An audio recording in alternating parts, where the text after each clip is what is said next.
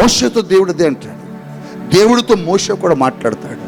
మోషే, నువ్వు ఈ జనాంగాన్ని తీసుకుని వెళ్ళిపో అని అంటే మోషే చాలా తెలివిగా మాట్లాడాడు. చాలా చాలా జ్ఞానయుక్తముగా దేవుడితో మాట్లాడాడు. ఏమన్నా తెలుసా? భలేవాడులే ప్రభువా, నువ్వు రాకుండా మేము వెళ్ళాం. పర్వాలేదులే, వెళ్ళు మోషే, అంత సీన్ లేదు మనకి. ఆడి దగ్గర నుంచి తీసుకొచ్చాను కానీ వీళ్ళని తీసుకెళ్ళడం చాలా కష్టం. నువ్వు ఉంటేనే. నా కష్టం, నాకు చాలా ఇబ్బంది పెడుతున్నారు మోషే వాళ్ళు అంటే. దేవుడితో అంటాడు. అసలు దేవుడి మాటకి ఠాంగ్ను పడిపోయాడు. అలాంటి మాటలు ఉపయోగించాలి దేవుడి దగ్గర. అల్లు అనండి. అయ్యా, నువ్వు రాకుండా పోయి ఆ వాగ్దాన దేశంలో ఫలాలు తినే కంటే నువ్వు ఉన్న ఈ అరణ్యంలో ఈ చెట్టుకాయలు తిని కూడా కూర్చుంటావు అన్నాడు. అల్లు అనండి. ఆ దేవుడు, మోషే నువ్వు సెంటిమెంట్, నువ్వు నా బలహీనత బాగా పట్టుకున్నావు మోషే.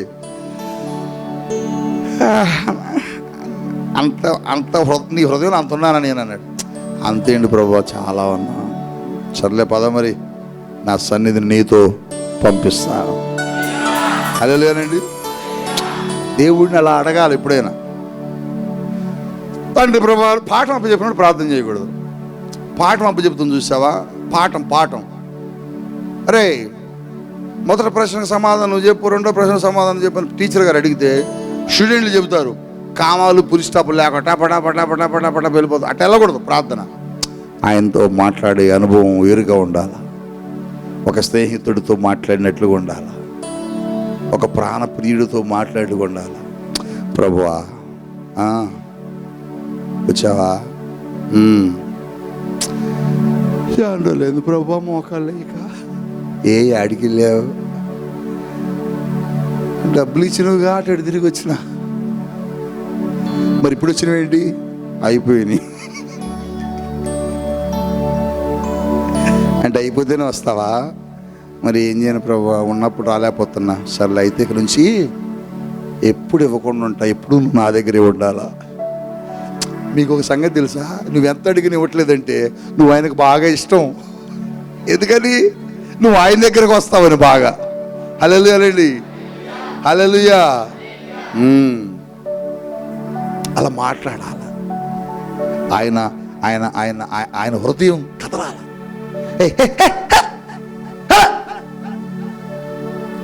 అయ్యా, నువ్వే తోసేస్తే ఎట్లయ్యా? నీకు నేను చేయకూడదమ్మా, వెళ్ళు. ఇది నేను నీకు ఇవ్వకూడదు.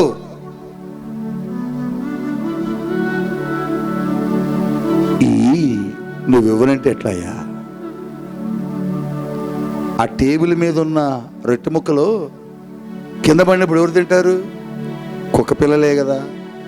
దాంతో సమానం నేను. ఇవ్వయ్యా. ఆ మాటకి ఆయన పడిపోయి ఇస్తారా అన్నాడు. అసలు ఆమె విశ్వాసం ఎంత గొప్పదని చెప్పాడు. అంటే దేవుణ్ణి అడగటం అట్లా అడగాల. చెప్పమ్మా, ఎట్లా అడగాల చెప్పాలా? ఏం పేరు? దెబోరా చెప్పు. ప్రభా స్తోత్రం తండ్రి నాయన.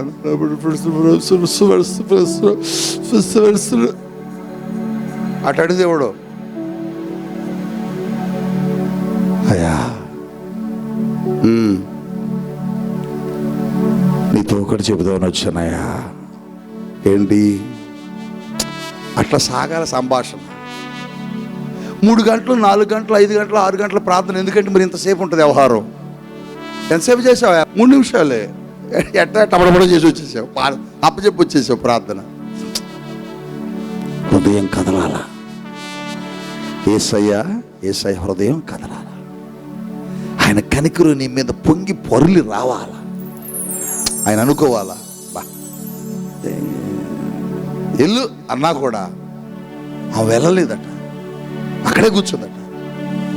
అయ్యా, కుక్క పిల్లలు తింటే కదా పడిన మొక్కలు, దాంతో సమానం నేను, నాకు చేయ. సర్లేపో. అట్లా అడగండి ప్రార్థన ఎప్పుడైనా. అలా అడగాల. ఒక్కసారి అడిగి ఈ రాత్రి నా వాక్యం అయిపోయాక అడగండి. ఎప్పుడు కాదు. అయ్యా, అసలు ఆయన అండి పడి డొల్లుకుంటూ వచ్చేస్తారు నీ దగ్గరికి. ఏం కావాలి రా? నన్ను ఎందుకు చంపుతున్నావు చెప్పు, ఏం కావాలి నీకు అని అడుగుతాడు ఆయన. అంటాడు, కళ్ళల్లో నీళ్ళు కారిపోవాలి, నీ హృదయంలో ఉన్న ఆ వేదన అంత ఎంత చెప్పు. ప్రభువా, నువ్వు ఇవ్వకపోతే నా బిడ్డను ఎట్లా చదివించుకుంటా, నువ్వు చూడకపోతే నా జీవితాన్ని ఎవరు చూస్తారు? నన్ను చూసి అందరూ ఇలా అనుకుంటున్నారు, అలా అనుకుంటున్నారు, నవ్వుకుంటున్నారు నన్ను చూసి. నీ బిడ్డగా నన్ను అందరూ చూసి నవ్వుకోవటం నీకు ఇష్టమా? నేను పేదవాడిగా దరిద్రుడికి పాత బట్టలు వేసుకుని తిరగటం నీకు ఇష్టమా? నేను అడిగా, ప్రభువా, నీ కొడుకు పాత సైకిల్ వేసుకుని తిరగటం నీకు ఇష్టమా? చెప్పు. ఆ సైకిల్ ఎక్కడ పడితే అక్కడ గాలిపోతుంది యేసయ్యా. ఈ గాలిపోతే నీ గాలిపోద్దు కదా. దేవుని సేవకుడు ఏంటి సైకిల్ ఇట్లుందంటారు కదా. అయ్యా, నువ్వు ఇవ్వకపోతే ఎవరు ఇస్తారు? మా నాన్న ఇవ్వడు, మా నాన్న సంగతి నాకు తెలుసు, మా అమ్మ ఇవ్వదు, ఇంకెవ్వరు ఇవ్వరు. నువ్వు ఇస్తావనే వచ్చాను, నువ్వు ఇస్తావనే వచ్చాను. కొడకా, నేనే ఇస్తాను, నా మీద నమ్మకం. ఒకసారి మీ నాన్న అడిగి చూడు. నేను అడగను. నాకు ఇక సెకండ్ ఆప్షన్ వద్దు, నువ్వే నా ఆప్షన్. 2, 3, 4, 5 సార్లు అడిగి చూడు. 6వ అంటాడు, తీసుకెళ్ళు అంటాడు. తీసుకెళ్ళు. హల్లెలూయా అనండి. అట్లా అడగండి. దేవుని సన్నిధిలో ఆయనతో కలిసి అలాంటి అనుభవంలోకి రావాలి. క్షామకాలమున అని అంటున్నాడు. క్షామకాలములో మనల్ని ఏం చేస్తాడు? తృప్తిపరుస్తాడు. అందరి జీవితాలు ఎలా ఉన్నా, అందరి అకౌంట్లో డబ్బులున్నా లేకపోయినా, అందరి కుండలో భోజనములో లేకపోయినా, అందరి పాత్రలో భోజనములో లేకపోయినా, నీ ఇంట్లో సమృద్ధి ఉంటుందండి. నీ అక్కర తీర్చబడుతుందండి. నీ అప్పుడు ఇంటికి వచ్చేటవునా,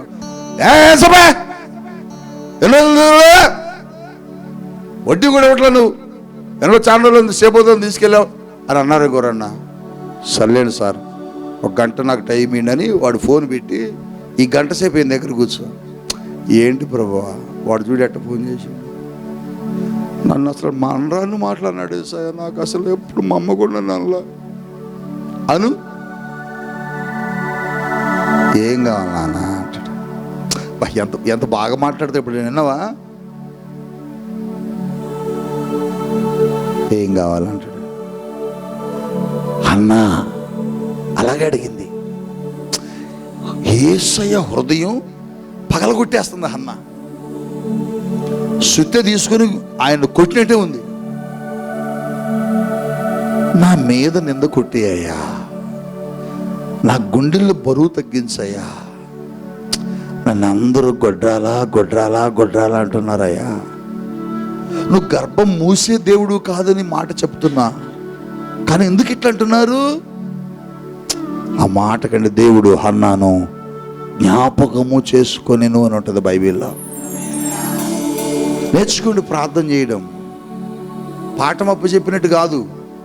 నీ గదిలోకి, ప్రార్థనా గదిలోకి నీవు మోకరించిన స్థలంలో, నీ కన్నీళ్ళు మోకరించిన స్థలంలో పడ్డాక నువ్వు లెగాల. హల్లెలూయా, హల్లెలూయా. అప్పుడు నీ అవసరతలని దేవుడు తీరుస్తాడు.